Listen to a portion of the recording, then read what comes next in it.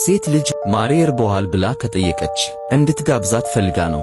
ሴት ልጆችን እንዴት መረዳት ይቻላል? የመጨረሻው ወንዶቹን ያስደነግጣል።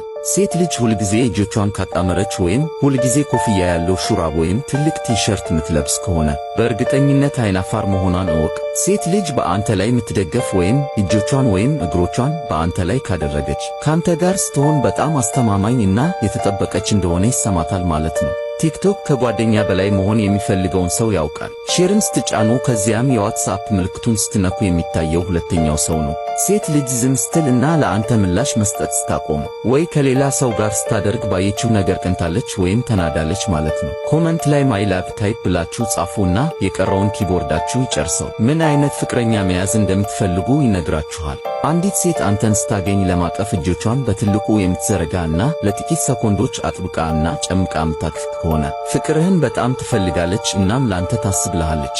ስለዚህ ጠበቅ አርጋት። የመጨረሻውን እውነታ ከመናገሬ በፊት ቪዲዮውን ላይክ ያድርጉ እና ድጋሜ ላንገናኝ ስለምንችል ፎሎ ማድረግ አትርሱ። እሷ መጀመሪያ የጽሑፍ መልእክት መላክ ወይም መደወል ካቆመች አትጨነቅ። አንተን ተናዶብኛል ወይም አጥፍቻለሁ ብላ ተጨንቃ ይሆናል። መልካም ቀን ይሁንላችሁ።